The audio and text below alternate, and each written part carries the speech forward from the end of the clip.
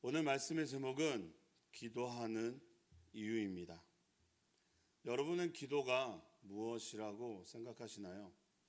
기도는 필요한 것을 구할 때 하는 거 아닌가요? 라고 말씀하실 수 있습니다. 그렇죠. 그럼 우리가 알고 있는 기도의 뜻을 한번 나누어 볼까요? 기도는 호흡입니다. 그리고 또 기도는 주님을 만나는 시간입니다.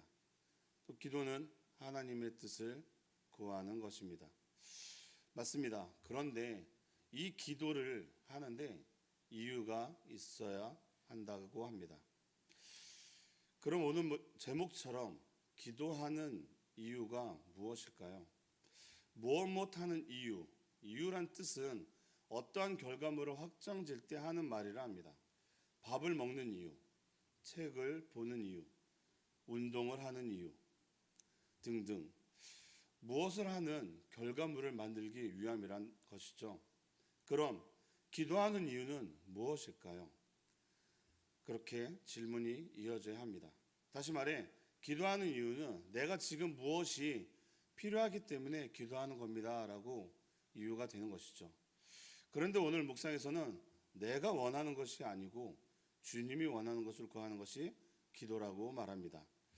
챔버스 목사님은 묵상 시작을 이렇게 합니다. 우리는 십자가를 생각할 때 우리가 통과해야 할 어떤 것으로 생각하는 경우가 많습니다. 우리는 뭔가를 얻기 위해 십자가를 지난다고 생각합니다. 그러나 십자가는 단 한 가지를 위한 것입니다. 그것은 우리를 온전히 그리고 완벽하게 절대적으로 주 예수 그리스도와 하나가 되게 하는 것입니다 라고 말합니다. 우리가 십자가가 무엇이지 하고 생각할 때 나에게 어떤 문제가 있을 때 넘어야 하는 것이라 생각한다는 것이죠. 마치 숙제하듯 이 고비만 넘기면 된다고 생각하는 겁니다. 하지만 진정한 십자가의 의미는 통과해서 지나가야 하는 것이 아니고 그 안에 머물러야 한다는 것입니다. 즉 십자가는 단 한 가지를 말합니다. 우리로 온전히 그리고 완벽하게 그리스도와 하나가 되는 것입니다. 그것을 실현할 수 있는 것이 바로 기도입니다.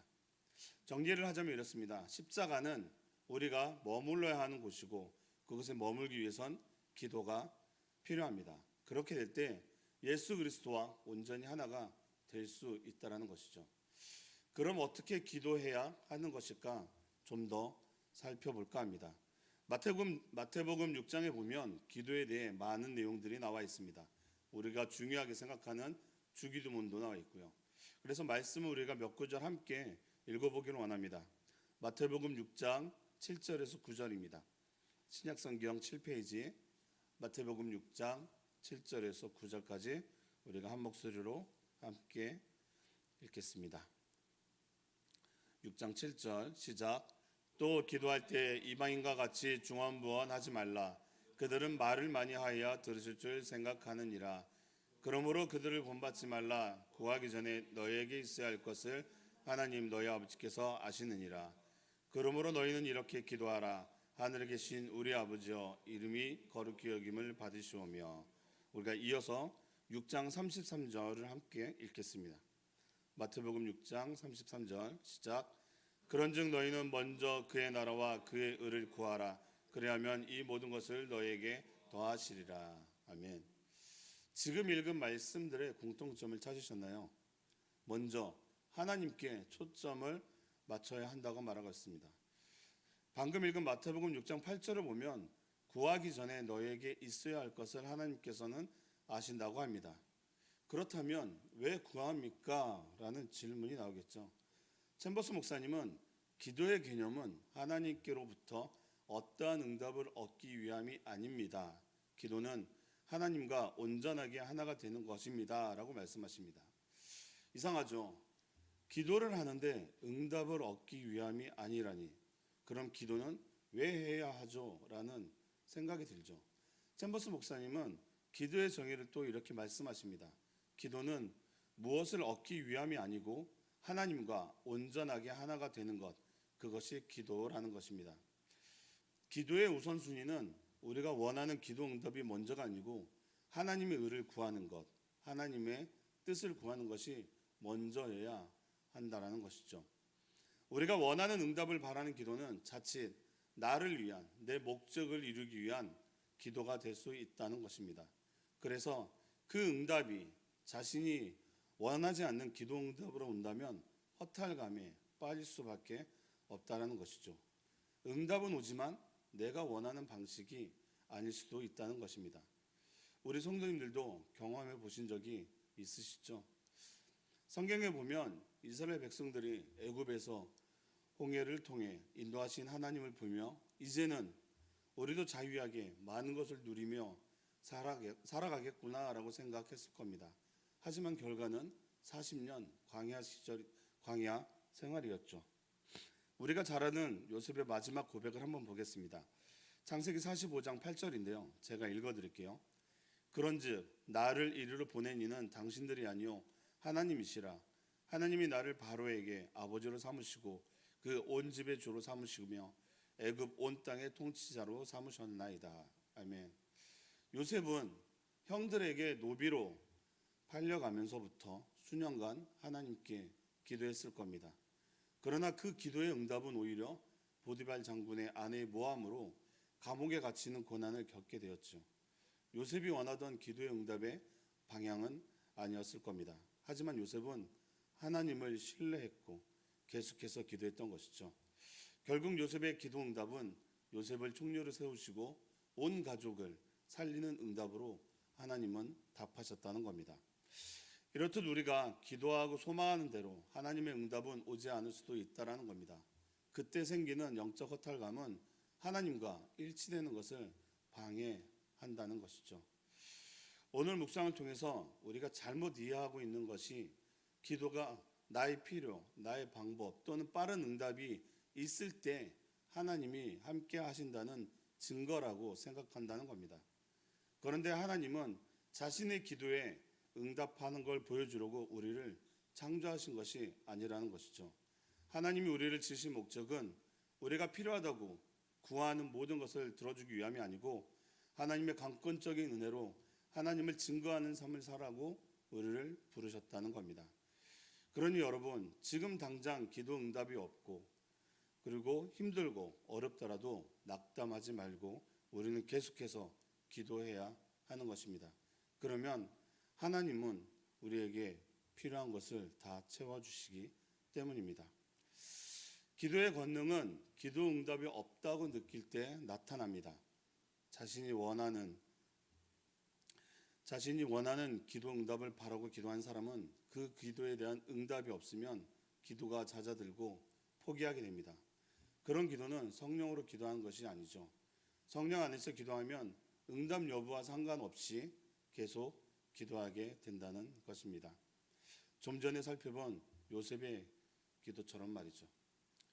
그렇기 때문에 기도는 예수님이 하셨던 그 기도를 기억해야 합니다. 예수님이 하셨던 기도는 하나님의 뜻에 자신을 일치시키는 기도였습니다. 그럼 우리도 생각해 봐야죠. 우리가 하는 기도는 예수님이 하는 기도와 같이 하나님과 일치시키는 기도를 하고 있는지 말이죠. 요한복음 16장 26절에서 27절 말씀입니다. 제가 한번 읽어드릴게요. 그날에 너희가 내 이름으로 구할 것이요 내가 너희를 위하여 아버지께 구하겠다 하는 말이 아니니 이는 너희가 나를 사랑하고 또 내가 하나님께로부터 온 줄 믿었으므로 아버지께서 친히 너희를 사랑하심이라. 이 말씀이 말하고 있는 것은 지금까지는 내가 너희를 위해서 기도하였으나 그날 성령이 임하고 난 다음부터는 너희가 내 이름으로 기도할 것이다. 그리고 너희가 나를 사랑하고 또 내가 하나님께로부터 온 줄을 믿었으므로 바로 하나님의 자녀가 되는 권세를 주었으니 이는 하나님 아버지께서 우리를 사랑하시기 때문이라는 것을 알려주는 것이죠. 그래서 챔버스 목사님이 이렇게 말합니다. 그날에 당신은 예수님과 너무나 일치가 되어 주님과 당신 사이에 구별이 없을 것입니다 라고 말씀하시는 겁니다.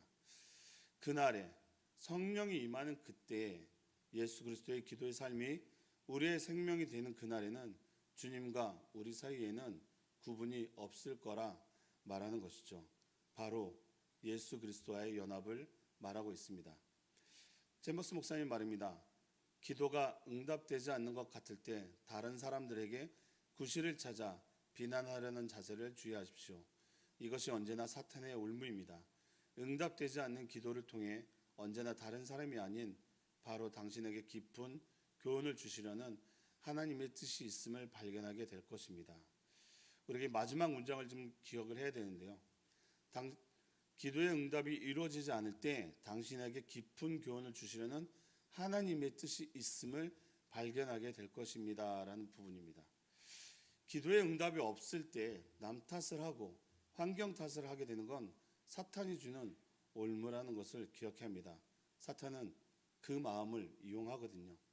하지만 기도 응답이 안 되어지거나 다른 응답으로 올 때는 하나님이 무언가 말하려는 것이라는 것입니다. 어디에 하나님의 뜻이 있는지를 말이죠. 우리는 그것을 발견할 수 있어야 합니다. 하나님의 뜻 말이죠. 그거는 그냥 이루어지지 않습니다. 바로 하나님과 연합될 때 성령의 임재 가운데 알 수 있습니다. 여러분의 기도에 다른 응답으로 오고 있습니까? 그럼 그 상황을 주님께 내어드리고 하나님의 뜻을 구하십시오. 그 하나님의 뜻을 발견할 때 하나님과 나와의 바른 관계를 형성할 수 있게 됩니다. 저희가 얼마 전에 어려운 일을 당했잖아요. 저희의 기도의 응답은 어머님의 회복이었습니다. 하지만 다른 방법으로 하나님은 그 일을 행하셨습니다. 굉장히 어려운 순간이었습니다. 하지만 그 안에 우리가 정말로 중심을 잡고 정말 하나님의 뜻을 구하기는 사역자인 저로서도 너무나 힘든 시간이었습니다. 하지만 그 시간을 보냈을 때 하나님의 그 계획하심을 볼 수 있었고 그것이 정말 하나님의 방법이었구라는 것을 우리가 알 수 있었습니다. 사랑하는 성도 여러분, 여러분에게 지금 어떠한 기도 응답이 계속적으로 다른 방법으로 찾아오고 있다면 실망하지 마시고 그것을 위해 다시 하나님의 뜻을 구하고 계속적으로 나아갔으면 좋겠습니다. 말씀을 마무리하겠습니다. 오늘 챔버스 목사님 묵상은 처음부터 끝까지 계속적으로 연결이 됩니다. 그 키워드는 바로 기도입니다. 오늘 말씀의 제목처럼 기도와 십자가는 분리되는 것이 아니고 십자가 안에 우리가 머물러야 되는 것이고 기도가 있어야 그 일을 행할 수 있다 했습니다. 또한 기도는 하나님과 완전하고 완벽한 하나됨이라고 말씀드렸습니다. 그래서 우리가 기도할 때는 예수님의 기도를 기억해야 합니다. 우리 예수님은 습관에 따라 기도하러 나가셨습니다. 하지만 예수님의 기도는 이것 주세요, 저것 주세요 하는 기도가 아니고 오직 하나님의 뜻을 자신을 일치시키기 위해서 하나님과 온전히 하나가 되기 위해 기도의 자리에 나가셨던 것입니다. 우리 성도님들은 어떤 이유로 또 무엇을 위해 기도하고 계십니까? 나의 유익입니까? 아니면 하나님의 뜻을 구하는 기도입니까? 우리가 지금 무릎 꿇는 이유는 하나님의 뜻에 내 자신을 일치시켜달라는 기도를 하기 위함입니다. 그럴 때 우리의 생각을 뛰어넘는 하나님의 은혜를 경험하게 될 것입니다. 아멘. 기도하겠습니다. 하나님, 우리가 예수님의 기도를 기억하게 하옵소서. 예수님이 오직 하나님의 뜻을 구한 것처럼 우리도 하나님의 뜻과 하나님의 계획을 알 수 있는 기도를 할 수 있게 도와주시옵소서. 내 유익을 위한 기도가 아니고 하나님의 뜻을 구하는 기도를 할 수 있도록 성령으로 인도하여 주옵소서. 예수님 이름으로 기도합니다. 아멘.